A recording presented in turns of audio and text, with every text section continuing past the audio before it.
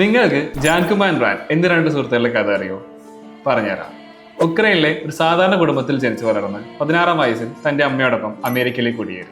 പിന്നീട് ജീവിക്കാൻ വേണ്ടി പല രീതിയിലുള്ള വർക്കുകളും ചെയ്തായിരുന്നു ജാൻ തന്റെ ജീവിതം മുന്നോട്ട് കൊണ്ടുപോയിട്ടുള്ളത്. പഠനത്തിൽ താല്പര്യമുള്ളതുകൊണ്ട് ജാൻ പുസ്തകങ്ങൾ വാടകയ്ക്ക് എടുത്തായിരുന്നു തന്റെ വിദ്യാഭ്യാസം ആരംഭിച്ചത്.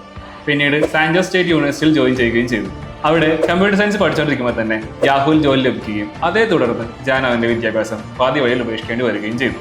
യാഹൂവിൽ വെച്ചാണ് ജാൻ റാനെ കണ്ടുമുട്ടുന്നതും അവരുടെ സൗഹൃദം ആരംഭിക്കുന്നത്. തുടർന്ന് കുറച്ച് നാൾക്ക് ശേഷം അവർ യാഹൂ ഇടുകയും ചെയ്തു.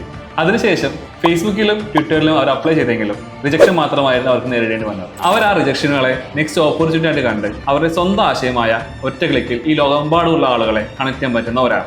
ആ ഒരു ആശയത്തിൽ നിന്ന് പിറവിയെടുത്ത വിപ്ലവമാണ് ഇന്ന് നാം യൂസ് ചെയ്യുന്ന വാട്സ്ആപ്പ്. ഒരു കാലത്ത് അവർ റിജക്ട് ചെയ്ത ഫേസ്ബുക്ക് തന്നെ 2014 $19 ബില്യൺ ആ ഒരു ആപ്പ് അക്യൂർ ചെയ്യുകയും ചെയ്തു. ഇന്ന് ആ ഒരു ആപ്ലിക്കേഷന് 3 billion plus active monthly users ആണുള്ളത്.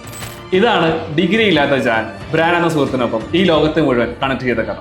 ഇതുപോലെ നിങ്ങൾക്ക് നിങ്ങളുടെ ആശയങ്ങൾക്ക് ജീവിതം നൽകാം. ലുമിനാറിലെ 6 മാസത്തെ ഫ്ലട്ടർ കോഴ്സ് പഠിച്ചു. കൂടുതൽ വിവരങ്ങൾക്ക് താഴെ കാണുന്ന നമ്പറിൽ കോൺടാക്ട് ചെയ്യുക. And do share this video with your friends.